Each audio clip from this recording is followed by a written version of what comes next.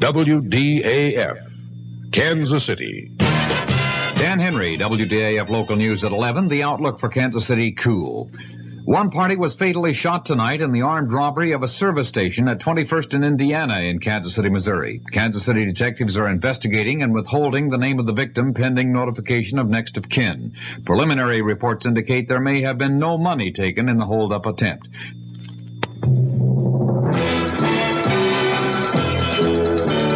News of the hour on the hour from American Information Radio. This is Richard Wall from Los Angeles, and at this hour, President Nixon says he's given Congress and the public all relevant evidence on Watergate and related issues. And in Phoenix, Arizona tonight, the president told a Republican rally, "The time has come to get Watergate behind us and get on with the business of America."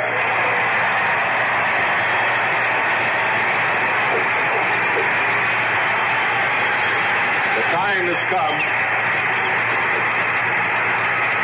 for the President and the Congress to devote their full attention to what you, the people of Arizona and America, think are of your great concerns. President Nixon was warmly received by the GOP crowd.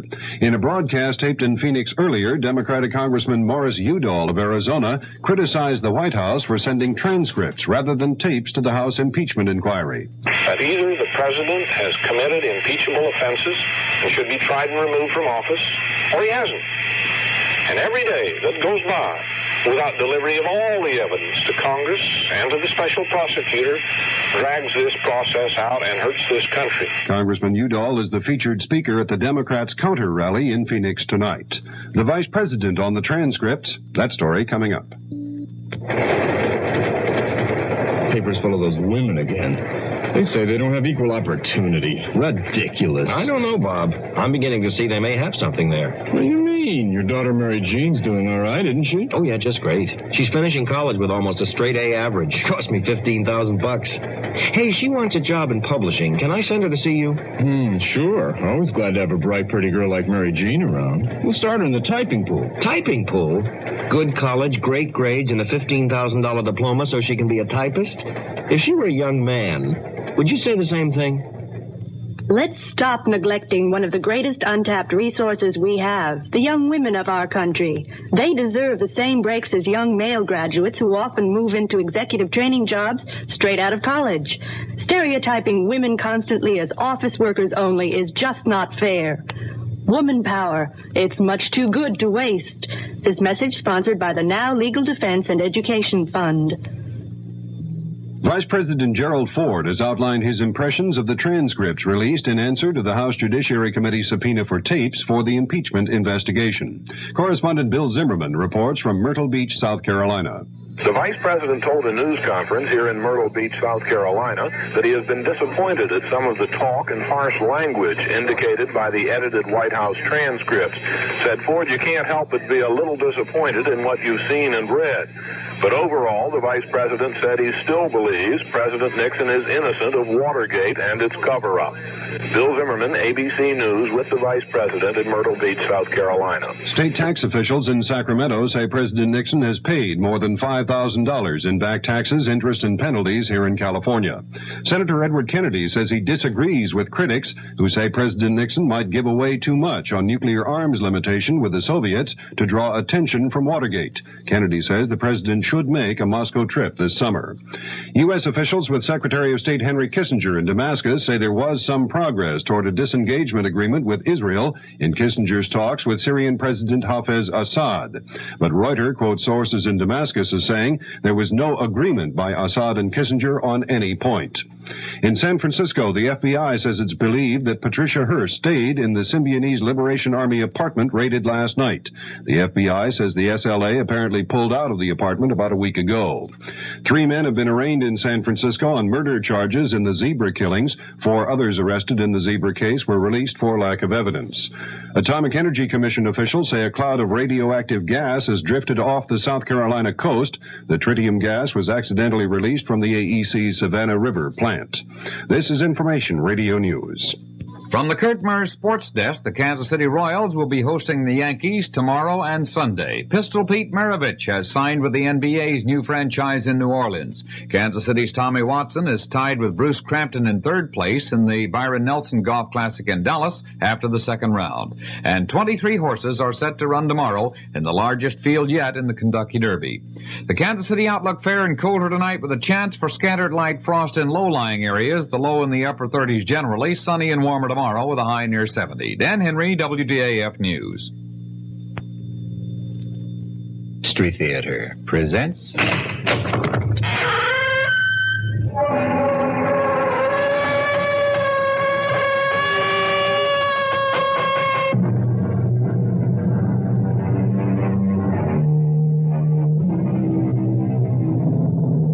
Come in.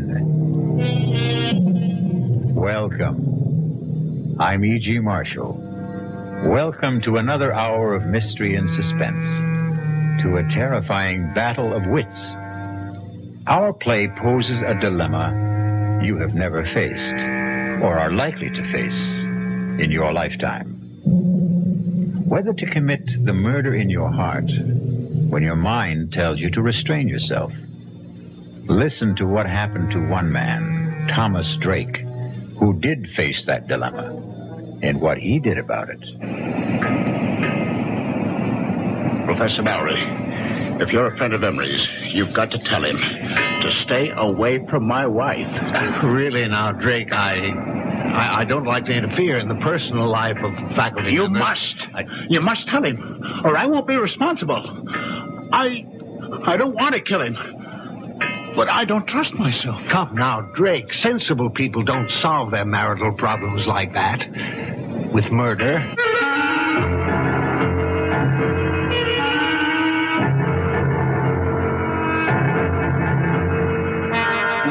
Our mystery drama, Under Grave Suspicion, was written especially for the Mystery Theater by Hank Warner and stars Ralph Bell. It is sponsored in part by the Kellogg Company, makers of Kellogg's Special K cereal, and by Anheuser-Busch Incorporated, brewers of Budweiser. I'll be back shortly with Act One. You've seen the Budweiser commercials on television, and maybe you've wondered how long people have been putting that famous Bud label on things. Well, not as long as the brewers of Bud have been putting things on the label. Things like a list of Bud's most important ingredients. Quote, brewed by our original process from the choicest hops, rice, and best barley malt. And things like the following statement. This is the famous Budweiser beer. We know of no brand produced by any other brewer which costs so much to brew and age. Our exclusive Beechwood aging produces a taste, a smoothness, and a drinkability you will find in no other beer at any price. Unquote. Yes, brewing beer right does make a difference. Read the Bud label. Taste the king of beers, and you'll agree, when you say Budweiser, you've said it all. Anheuser-Busch, St. Louis. A, we're the Action Corps. C, we contribute more. T's for the teamwork of our crew. I, our ideals are high. O, oughtn't you apply? Means it's now that we need you. A, C, D, we could go on all day. Oh, here's why volunteers are needed right away. Action is VISTA, the Peace Corps, RSVP, SCORE, and other volunteer programs that are helping people to help themselves. If you're trained in a skill or just have a little love to share, Action needs you. yeah, baby. Action really needs you. Don't crawl under a rock. Get into action. Oh, yeah. This is the public service of this station and the Advertising Council.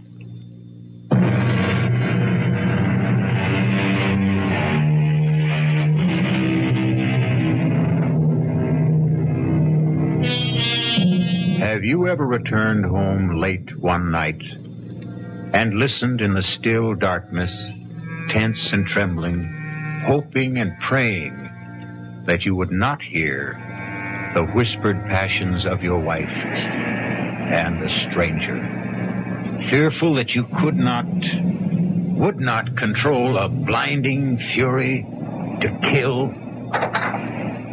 That man getting out of the car on that dark dead-end road on the windswept bluff overlooking the desolate Long Island Sound beach, hurrying by cloud-veiled moonlight down the winding footpath through the scrub pines and brush to his isolated cottage, is Thomas Drake. Despondent, depressed. I should have telephoned, given us some warning that I'd be home a night earlier. But deep down I had the feeling that I still couldn't trust her. And I had to find out. I hurried towards the cottage, wondering why there were no lights on. Wondering whether she was asleep, alone, or with... I walked around from the back of the house, across the gravel mound, toward the waterside porch steps, not caring whether the crunch of my footsteps could be heard inside. The only other sound was my pounding heart and the surf washing the loose gravel off the berm. The half-moon slipped behind a bank of black clouds, and in the darkness, I tripped over the shovel, left lying on the gravel. I kicked it away. I went up the porch steps to the front door. I tried it. It was not locked. I stepped inside and listened. I called out, "Marianne!" The bedroom door was closed. I opened the door. I stabbed at the light wall switch. The ceiling flooded. An empty made-up bed. I went to the kitchen. Turned on the light. It was swept and tidy. The counter, the sink, the stovetop, bare and dry. Not a trace of food particles. No lingering cooking odors. The dish mop, dish towel, bone dry. I needed a drink to calm down. I reached for the bottle of bourbon in the kitchen cabinet. Poured myself a stiff one. Wondering where she was. The drink only added fuel to my slow burn. I flushed with waves of anger. I had to get out in the air to think. I put out the house lights, carried the bottle and the glass to the porch, and settled down to wait. The cool onshore wind on my face. The moon playing hide-and-seek with the dark clouds. The lights of Connecticut blinking across 10 miles of black water.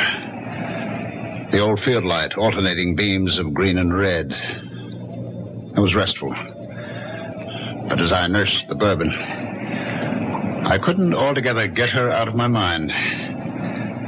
My thoughts wandering back in time, wondering if she'd left me or would, once again like the first time, before we were married and were living together in my apartment on Manhattan's swinging east side. Two modern, sensible singles willing to give it a try.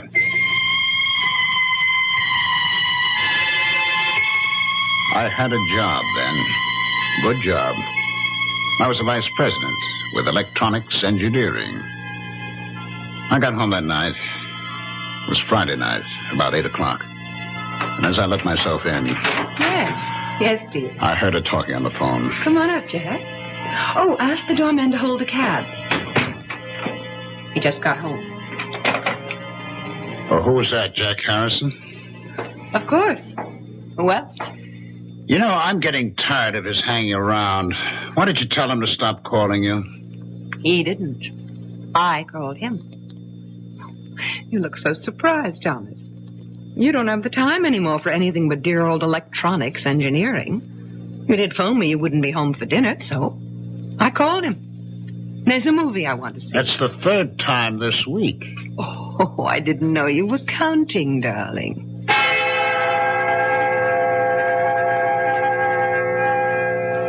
I waited that night watching television, dozing fitfully. My mind going back to the smiles and looks they had exchanged as they left. I could see them after the movies going to the Purple Camellia for nightcaps and the wild rock of the panting cougars. And then senses-stimulated bodies pulsating with savage beats to spend the night with him.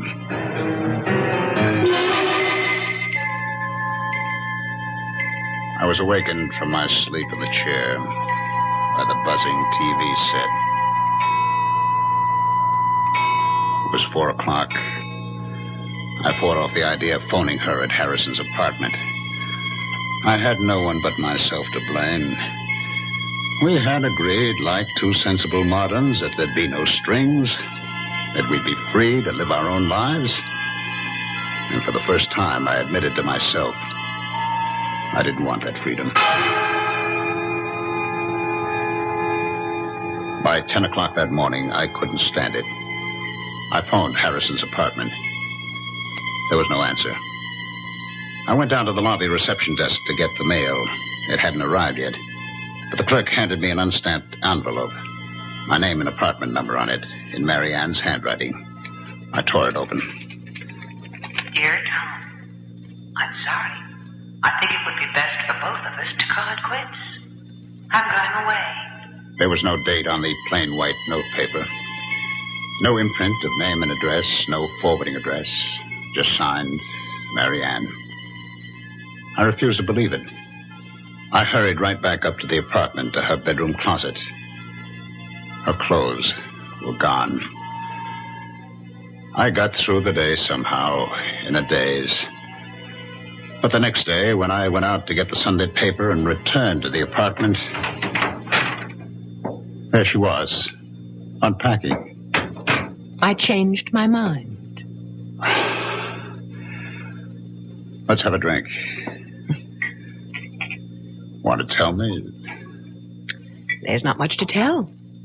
He told me he has a wife, 3 children in Connecticut, that she won't let him go, so he couldn't marry me.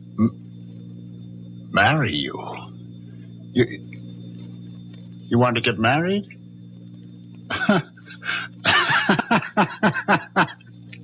Is that all? You wanted to get married? Will you marry me? Yes.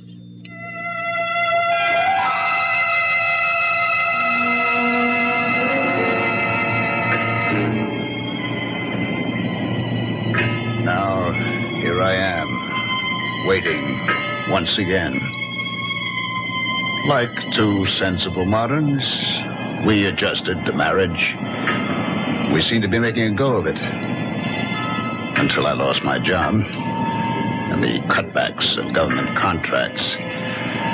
We subleased the apartment, moved to the cottage to make the rounds of electronic firms on Long Island. I sat there on the porch, waiting once again, looking up and down the beach. And suddenly I saw a flashlight about 100 yards down the beach.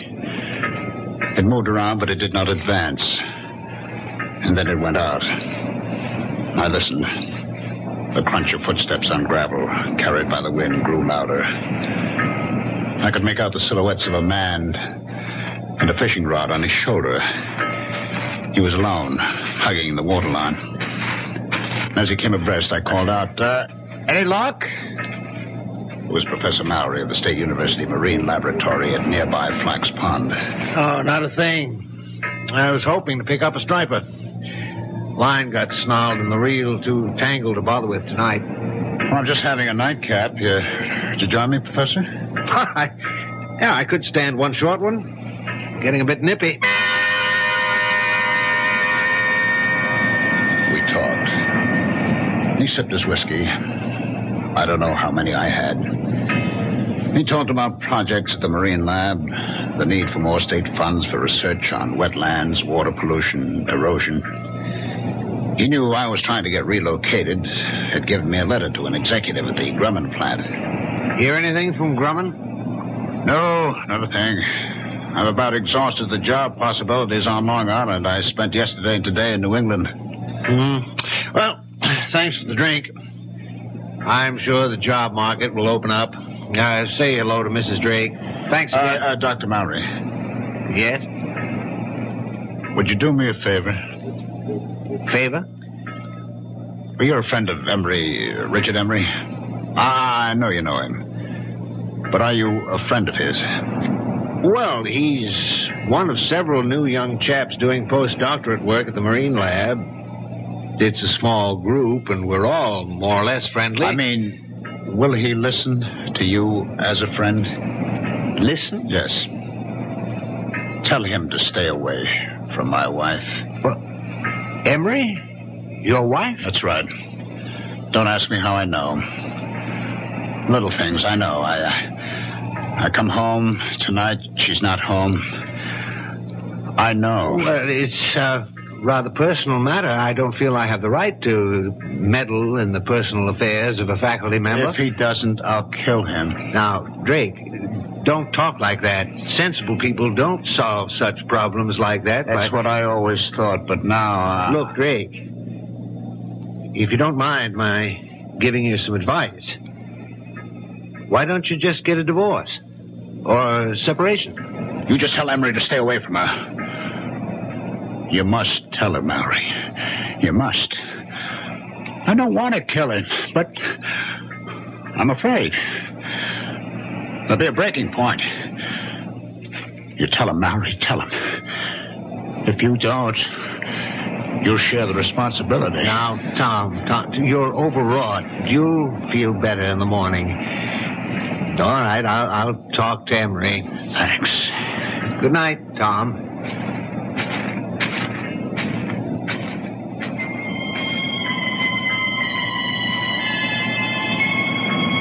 I picked up the bottle.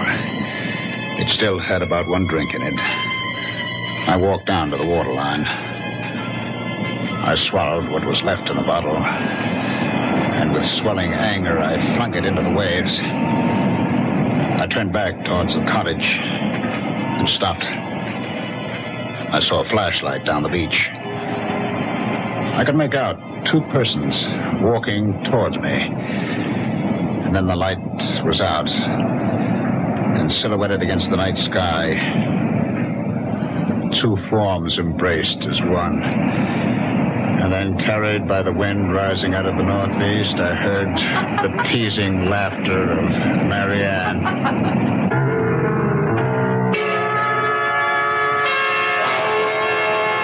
Well, there may be laughter in the wind, but for poor Tom, this is no time for levity. Wonder whether he knows that it's an ill wind and will blow him no good. I'll be back shortly with Act 2. Great taste in the morning. Kellogg's. Kellogg's has that wholesome taste to get you up and grinning. This is Jerry Coffer for Kellogg's Special K. You know, for years we've been talking about the Special K breakfast, a great way to start the day if you have a weight problem. You may have seen or heard our latest commercials, which symbolize the problem of being a few pounds overweight by using this ball and chain. That's the sound effect. But so many people have come to know the Special K breakfast that can help solve weight problems, they sometimes forget that Special K is America's favorite high-protein cereal. It has 8 essential vitamins and iron, and so delicious that lots of folks, kids as well as adults, eat Special K just for the sheer good taste of it.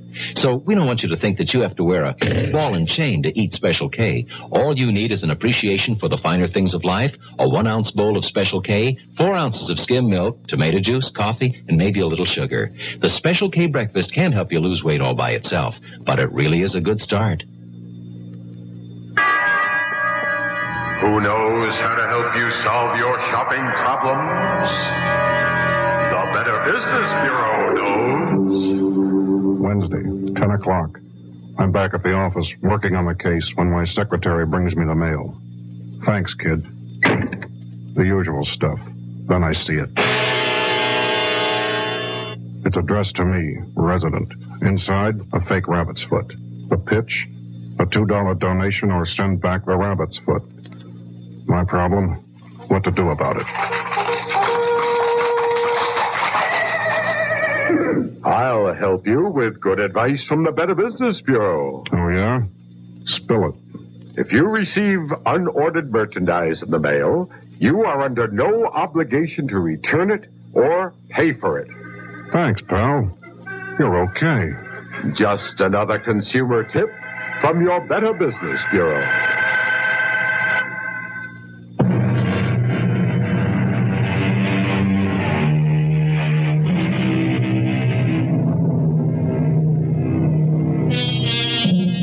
Now, what's a fella to do? Poor Tom Drake is in the dark and all at sea, wondering where he ought to be or not to be.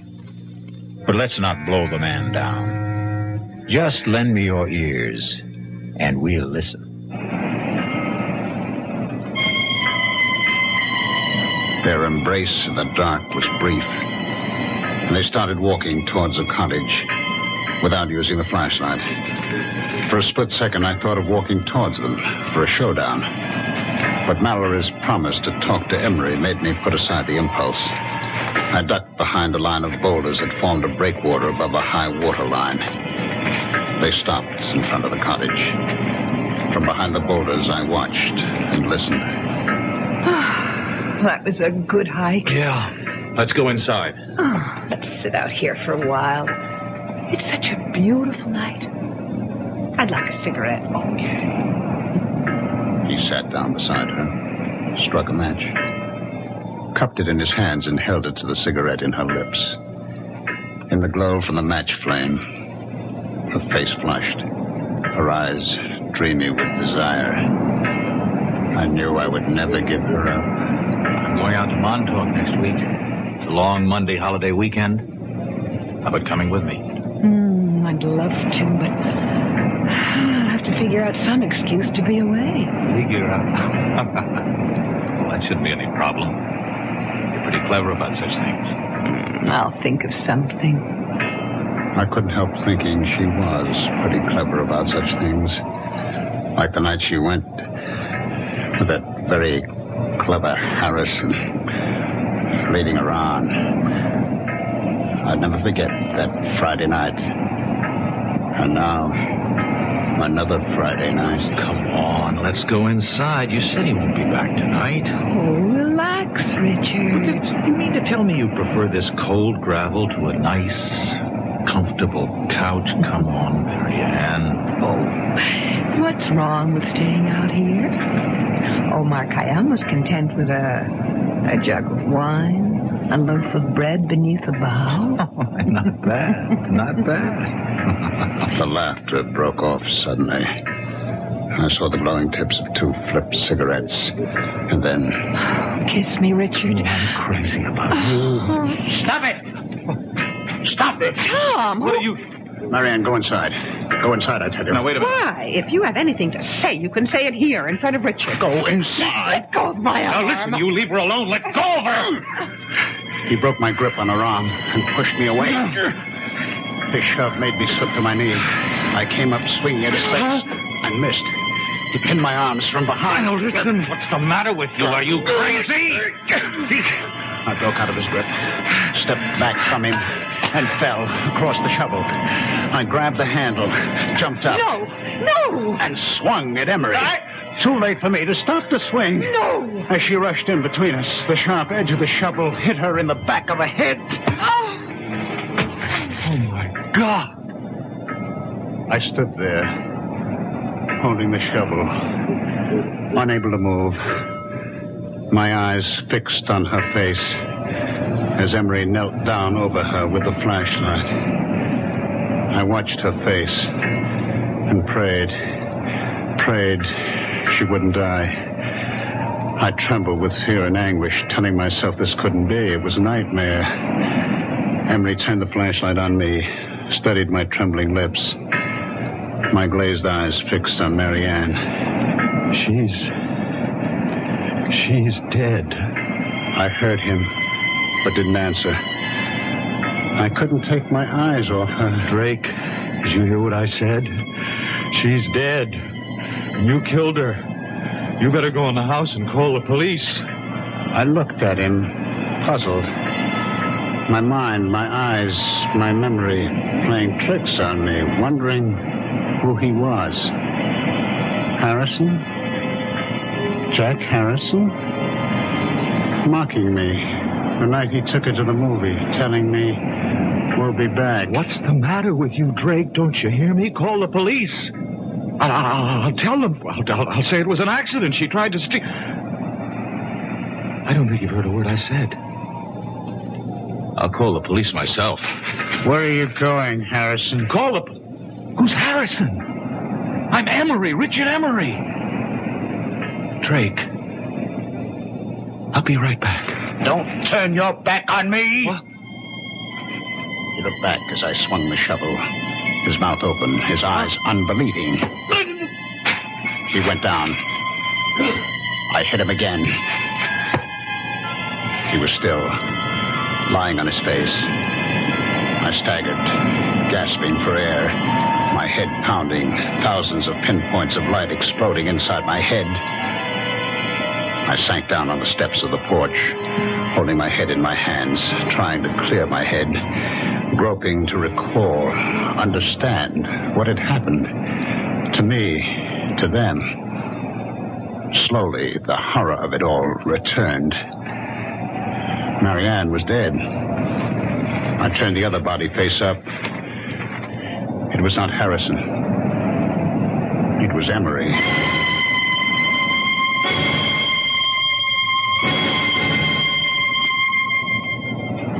I don't know how long I sat there on the porch steps.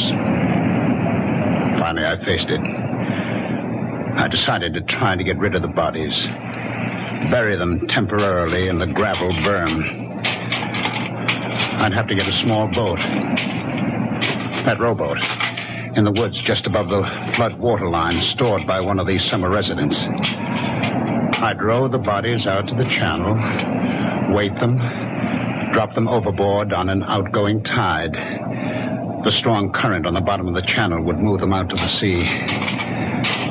The loose gravel was only about 3 feet deep. It would be deep enough to hide them. I dragged the bodies over, laid them end to end, covered them, building up the gravel mound to the same height of the berm that ran parallel to the water level. I inspected the shovel. The metal glistened clean, no sign of blood or hair. I stood it against the porch rail, went inside. I sprawled out on the bed, exhausted, and fell into a heavy, dreamless sleep.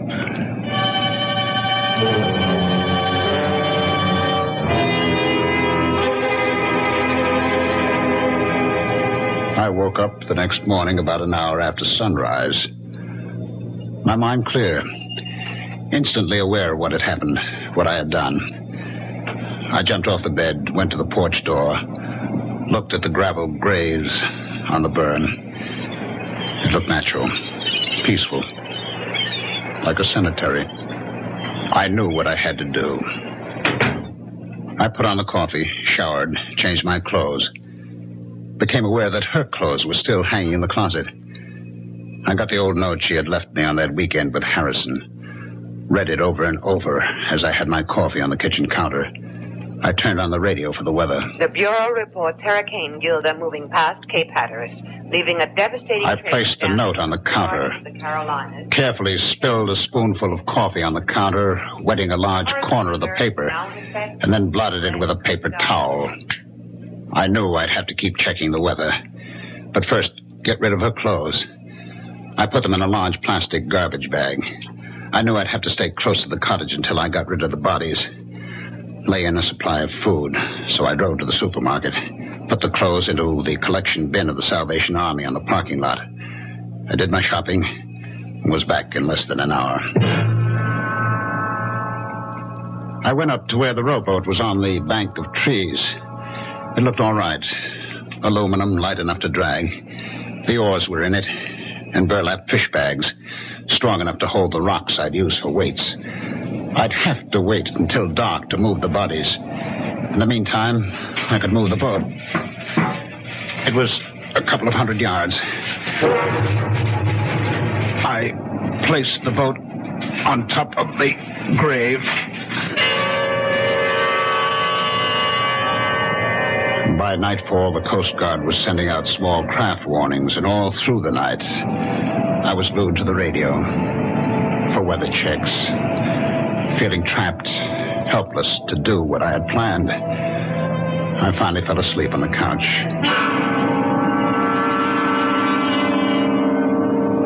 I was awakened by the Sunday morning church music and a loud knocking on a porch door.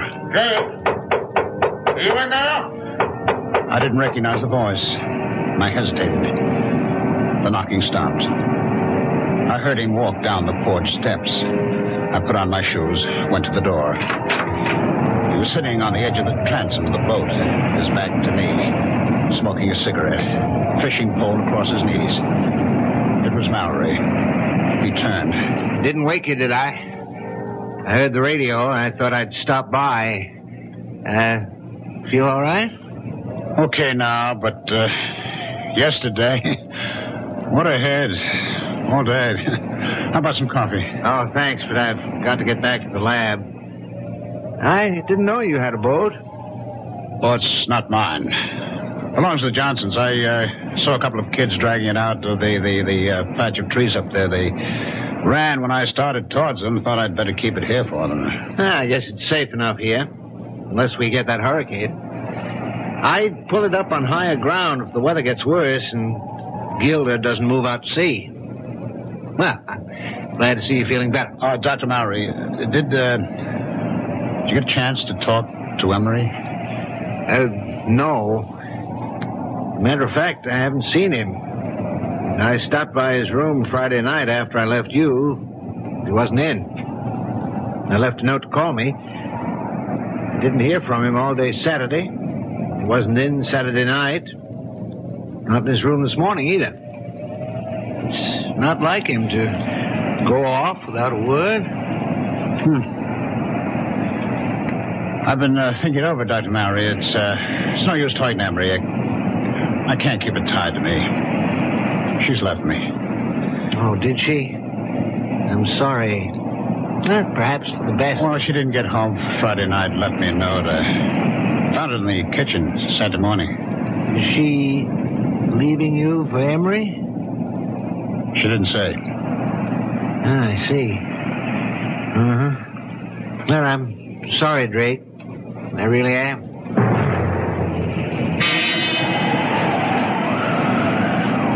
Sunday night, I was still trapped by the weather. It got worse through the night. But the weather report said there still was a 50-50 chance that the hurricane would bypass Long Island.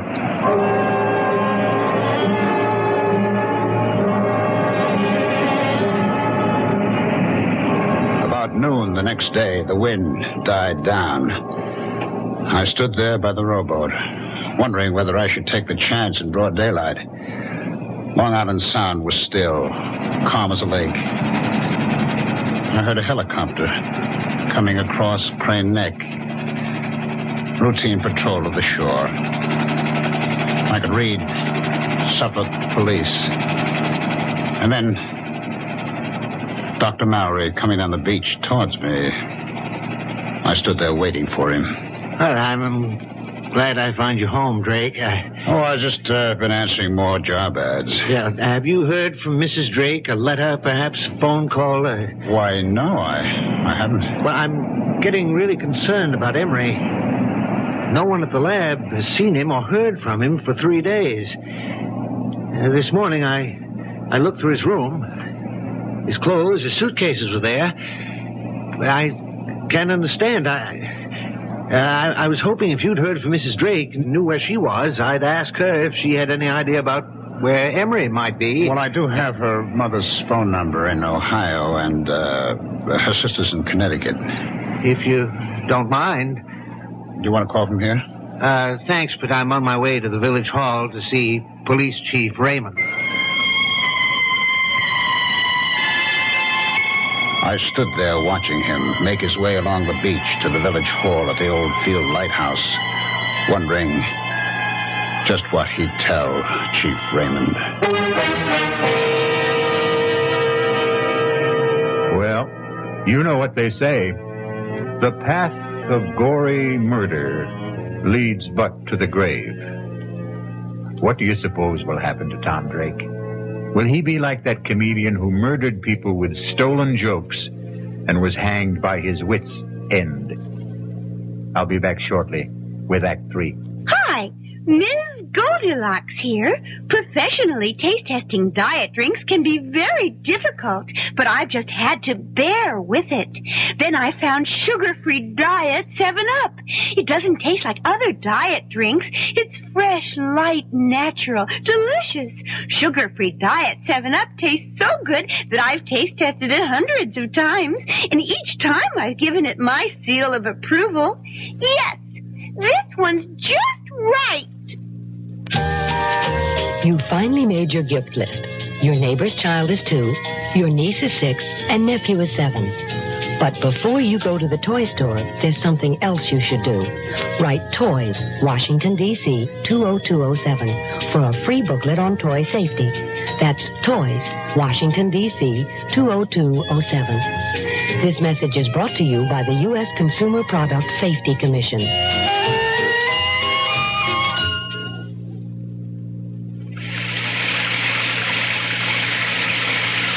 Sometimes a gentle rain in one place adds up to a raging torrent in another. A torrent that can uproot lives as well as trees. To remedy the things that can be remedied in a disaster, America has a unique emergency force, the American Red Cross, America's good neighbor. Red Cross is on call 24 hours a day, every day, to cope with emergencies, whether they're on the next block or a continent away. Most of the help that's given is from volunteers. The money's from volunteers, too. Volunteers like you. If you need help, join us. If you can give help, join us. The American Red Cross. Help us help people just like you.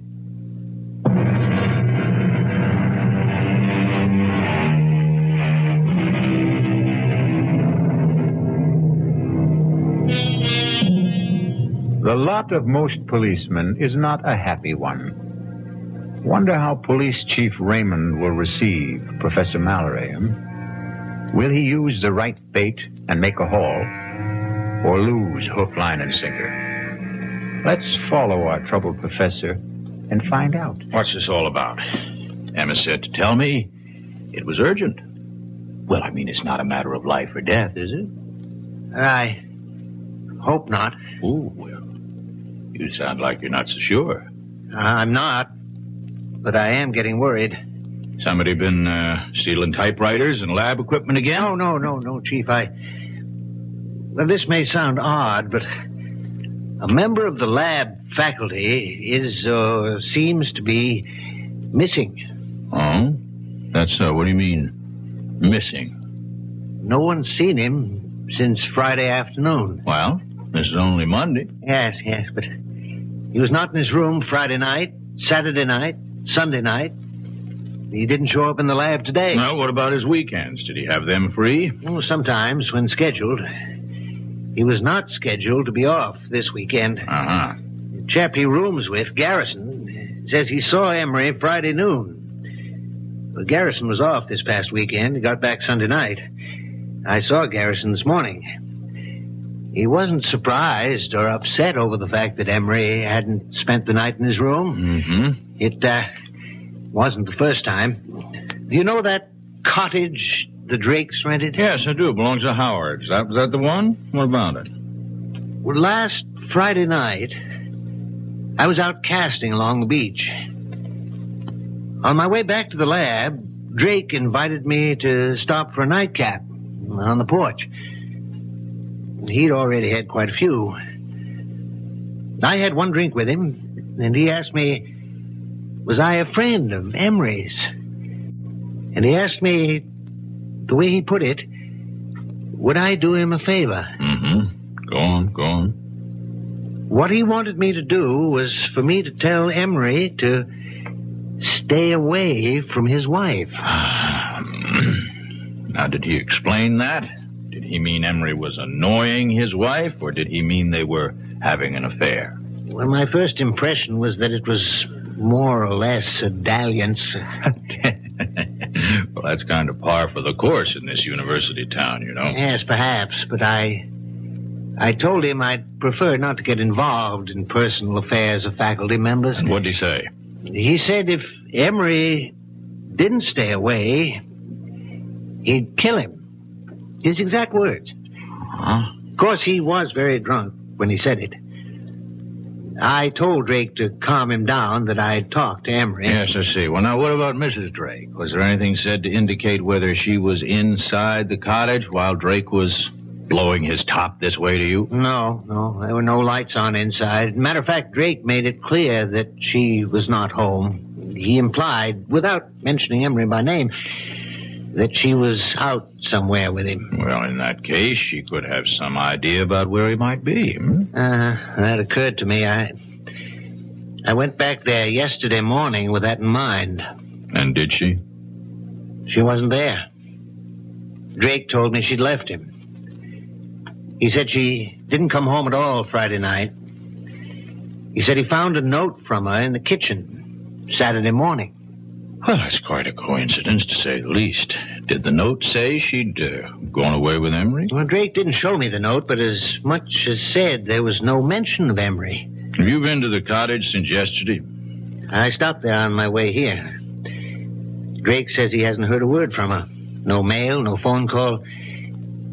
But I asked him, would she perhaps have gone to her parents' home, to a relative? He gave me these phone numbers. Oh, yes, let me see that. Ohio and Connecticut. You think we ought to call them?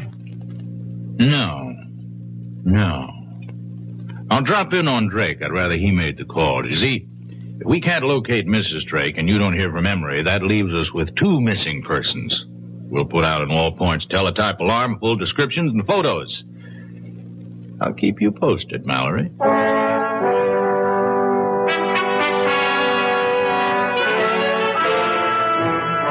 I'll come to the point, Drake. Mallory, Professor Mallory up at the Marine Lab, came to see me. And he's a bit worried about the absence of a faculty member, one Richard Emery. There's no use being delicate about this, Drake. From what he told me, it does look like Emery and your wife ran off together, doesn't it? Yes, it sure looks like it. Do you mind if I see that note she left you? Oh, no, not at all. It's on the kitchen counter where I found it. We went into the kitchen. He picked up the note, studied it carefully, looked at the back of the paper, felt the coffee stain. When did you, discover this note? Saturday morning. Well, that stain's some coffee spilled from my cup as I was reading it. Oh, I see. You mind if I, look around? Oh, go right ahead. I followed him into the bedroom. He looked through her dresser, the closet, the night table. Well, her clothes are gone, all right. I was looking for a letter she might have received from a friend or relative, inviting her for a visit for a few days or a week. I mean, did she mention such an invitation to you? No. Well, if she did get such a letter, she could have taken it with her. I mean, have you called her parents or her sister? Well, frankly, no. I was hoping I wouldn't have to do that when she'd come back, or write or phone. Well, if they don't turn up in a week or two, we might perhaps go on the assumption that they're dead. You see? And start a search for their bodies. You don't think... Well, look, Chief, I was drunk when I told Mallory... No. I don't think you killed them. Of course not. What would you do with the bodies? Bury them out there? Let's not get morbid about this. You don't think I'm going to call out the tractors to scrape down the gravel, do you? Oh, by the way, how long are you planning to stay on here? A couple of weeks. All right, fine. Well, now keep in touch. I'll call you if anything develops. Phone me if you get a letter or a call from your wife. I followed him out. He looked at the rowboat, steadied the sky. You know, I'd pull that little boat up higher beyond that low ground back of the house. I wouldn't be surprised if we get some of Hurricane Gilda before night's over. Better keep the radio set on the Coast Guard reports. I watched him go down the footpath across the low ground behind the cottage and then uphill to where his car was parked, top of the bluff. It was not till he was out of sight that I stopped sweating.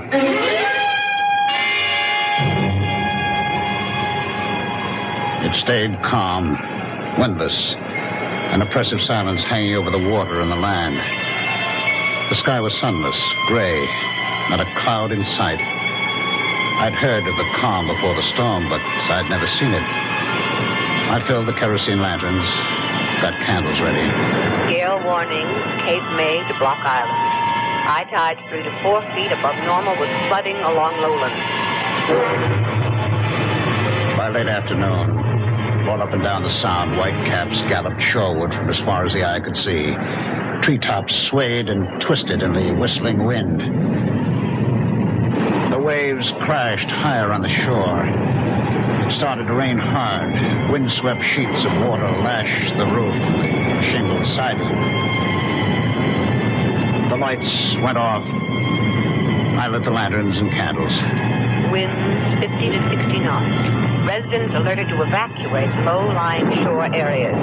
The door banged open, and the wind picked up the rowboat, sent it rolling side over side across the low ground behind the house. I stood with a lantern on the gravel burn, watching the waves inching closer, lapping the foot of the gravel mound, loosening gravel in the backwash.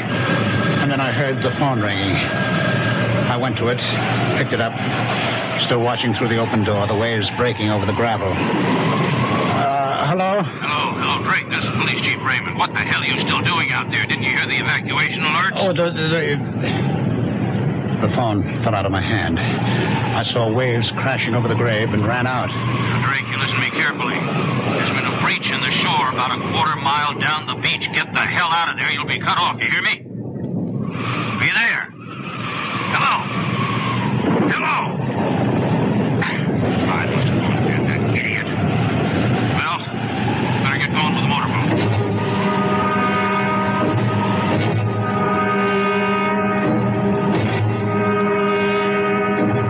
I knew I had to keep shoveling on the gravel and sand as fast as the waves washed it off. But for every shovelful I threw on the grave, the waves washed off too. I lost track of time. I knew I had to keep at it to keep the grave covered.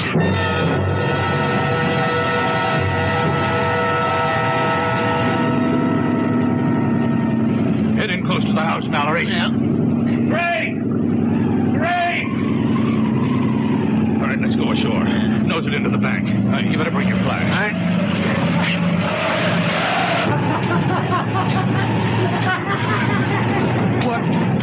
What the hell is he doing? No! You can't come back! Never, Harrison! Never! God of mercy. It's Emery. Well, I better get him over to the Riverhead Prison Hospital. Tide will be going out in a little while. Let's put this rope around the ankles and secure it to the porch. Mallory, you stay here till the county police and the coroner get here.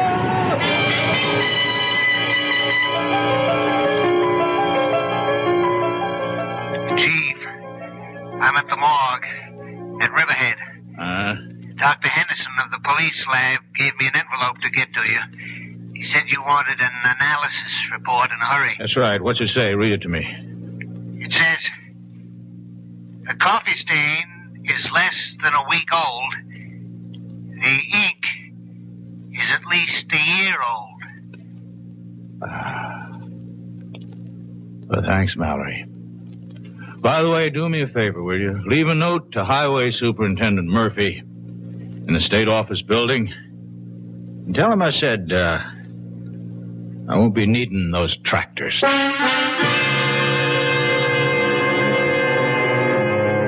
Well, imagine. What do you think of that police chief? Isn't he the fishy character?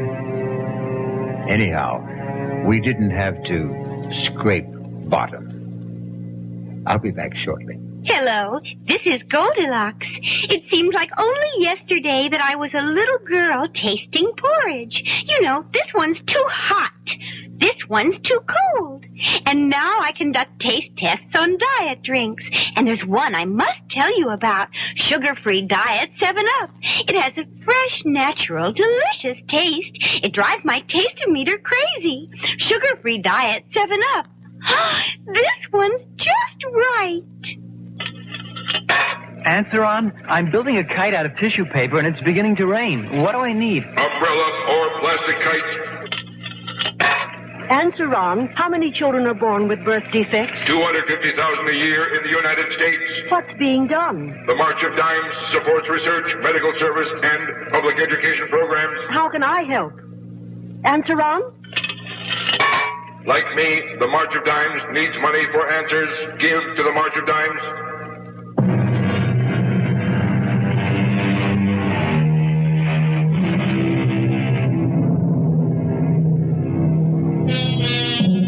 Still in a dilemma? We hope you never have to face it. We can offer some advice, though. When you are uptight about any matter, nothing like settling down at your radio and letting the cares of the day slip away as your mind and ears carry you off on a relaxing journey of mystery adventure. Our cast included Ralph Bell, Patricia Wheel, Robert Dryden, and William Redfield. The entire production was under the direction of Himan Brown. And now, a preview of our next tale. No, I want to know. I'm afraid he had the head impaled on a pike and left to wither on the battlements. The body, of course, was interred. Oh, my God.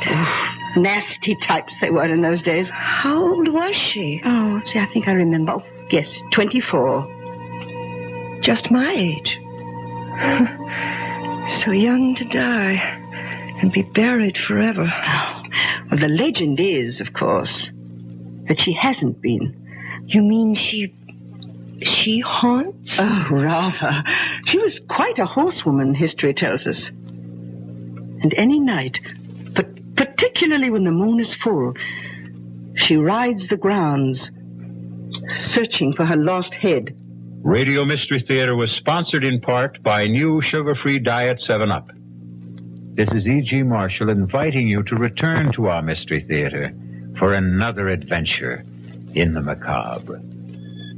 Until next time, pleasant dreams.